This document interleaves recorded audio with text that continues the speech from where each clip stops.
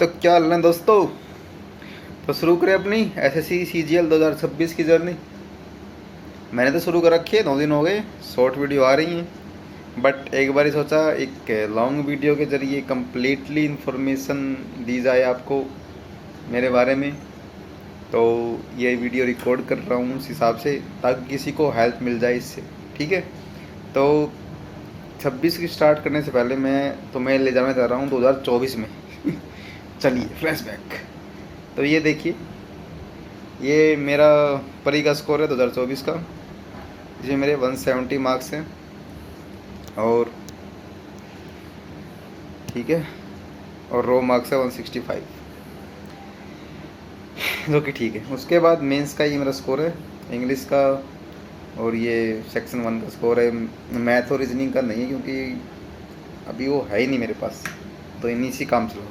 ये इंग्लिश में 131 है, और जनरल अवेयरनेस में 33। ये परी के मार्क्स यहाँ भी दिखा रखे हैं। और कंप्यूटर में 57। भाई कंप्यूटर की तो पूछो ही मत, ये अलग ही दर्द है भाई। चलो कोई ना, छोड़ो, आगे बढ़ते हैं अब इससे। तो मेरा सिलेक्शन हो गया 2024 से एज ए पीए, और मेरी पोस्टिंग हुई घर से 2800 किलोमीटर दूर। ठीक है, लेकिन मैं खुश था। वाह, सीजीएल क्लियर कर दिया, मज़ा आ गया, नौकरी मिल गई। बट रियलिटी का मुझे पता चला वहाँ जाके ही। कुछ दिन मैंने खुशी खुशी में नौकरी की, 1-2 महीने आराम से। मैं रिलैक्स था, मैंने पढ़ाई पढ़ाई सब छोड़ दी थी, बिल्कुल रिलैक्स। बट उसके बाद घर से इतनी दूर हो तो फिर तुम कुछ दिन ही खुश रह पाओगे वहाँ पे। मेरी तो सोच यही है भाई, अलग अलग बंदों की अलग अलग सोच है। कोई घर से दूर रहना ही पसंद करता है, बट मेरे अकॉर्डिंग तो मुझे घर चाहिए। तो मैं कुछ दिन तो फ्री रहा। मेरी शायद ज्वाइनिंग नवंबर में हुई थी, लेट हुई थी नवंबर में। उससे पहले मैं खाली था, एग्ज़ाम दिया था मैंने। उस टाइम तो पता ही नहीं था कि हाँ भाई वहाँ ऐसा कुछ भी होगा। तो स्टडी बिल्कुल कम कर रखी थी, कम क्या बिल्कुल ही बंद थी। तो कॉन्फिडेंस भी ज़्यादा था, क्योंकि मेरे प्री में पिछली बार 170 मार्क्स थे। तो सोचा था प्री तो मैं वैसे ही कर दूँगा, बात आएगी मेंस की तो देख लेंगे। लेकिन 25 का जब प्री हो ना, तो मेरे रो मार्क्स 130 थे, और मैंने दिख गया था कि लग गई लंका। 0% चांस थे कि मेरे ये हो जाए। बट वो सभी के ऐसे मार्क्स थे, तो मेरा हो गया। लेकिन कट ऑफ से 3-4 मार्क्स ज़्यादा थे। तो मैं उसको ये भी नहीं बताऊँगा कि हाँ भाई बहुत अच्छे मार्क्स थे, बहुत ही ख़राब मार्क्स थे। लेकिन अभी मेरे पास बचे थे, रिजल्ट के बाद शायद 25 दिन थे मेंस के, और मैंने पढ़े तो बहुत दिन हो गए थे। तो फिर मैंने ली छुट्टी और मैं आया घर।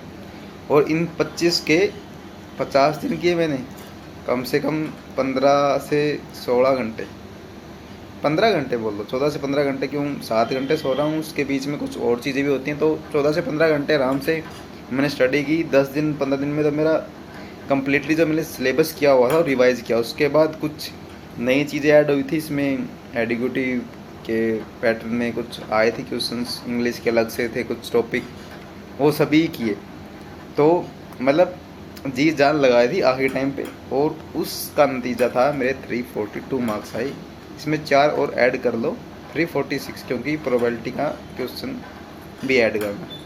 ठीक है, लेकिन इन वही पहले बताया वीडियो में, इनकी वैल्यू 0 है, क्योंकि कंप्यूटर में मेरे मार्क्स है 6, और कंप्यूटर में हो गया फेल। अभी तो डिसाइड ही नहीं कर पा रहा, कुछ दिन तो प्रोसेस ही नहीं कर रहा क्या हो रहा है, ये क्या हो गया ये। बट अभी रिज़ल्ट भी आ गया था, तो अब ठीक है, चीज़ें नॉर्मल हो गई हैं भाई। जो हो गया उसको एक्सेप्ट कर लिया है। बट अब दिमाग में ये चीज़ थी कि मुझे वहाँ से निकलना है, और मुझे इस एसएससी के लूप में नहीं फंसना, मुझको इससे भी निकलना है। और बस एक लास्ट मौका दे खुद को, और उसमें कोई कमी नहीं छोड़नी। तो अभी उसके लिए ये लास्ट चांस मेरे पास और भी है, लेकिन इसके बाद मैं शायद ही दूँ सीजीएल का, स्टेट का दे सकता हूँ, बट इसका तो शायद ना दे दूँ, क्योंकि अब लास्ट है। तो मेहनत भी उसी प्रकार से करेंगे, कोई कमी नहीं छोड़ेंगे किसी भी सब्जेक्ट में। मुझे कोई ये नहीं कि नौकरी वो मिले, कोई भी बड़ी मिले, लेवल 7 लेवल 6, मुझको चाहिए बस होम सेट मिल जाए, उसके बाद मैं छोड़ दूँ। क्योंकि एक सरकारी नौकरी ही सब कुछ नहीं होती, तुम कुछ और सोचते हो, वो चीज़ें भी पीछे छूट जा रही हैं तुम्हारी, सिर्फ एक नौकरी के लिए। तो उसके बाद मैं छोड़ दूँगा बिल्कुल भी, लेकिन ट्राई तो करेंगे भाई, रैंक लाने की भी ट्राई करेंगे, बट वही है, किस्मत भी होती है इसमें एसएससी में। लेकिन एक नौकरी तो मिले, वो भी अपने होम स्टेट, यही करेंगे ट्राई। तो अब से 9 दिन हो गए, मैंने स्टार्ट कर रखी है। वैसे मैं शॉर्ट डालता हूँ मेरे, जो भी मैं दिन में करता हूँ, पढ़ता हूँ, जिम में जाता हूँ, चीज़ के बारे में। और 3 महीने का टारगेट रख रखा है मैंने, अपनी हेल्थ का भी, बॉडी का भी, और स्टडी बेस पे भी जो भी है। 3 महीने में देखते हैं क्या इम्प्रूवमेंट होगी, जो भी होगी इम्प्रूवमेंट वो सबको सामने होगी। अगर कोई भी इस जर्नी मेरे साथ जुड़ना चाहता है तो जुड़ सकता है, और कुछ भी एडवाइस चाहिए तो मैं अपने तरफ से दे सकता हूँ, क्योंकि थोड़ा बहुत तो एक्सपीरियंस मुझे हो गया है इस चीज़ का। लेकिन एक बात है, सबसे पहली एडवाइस तो यही है कि सुनो सबकी, करो मन की।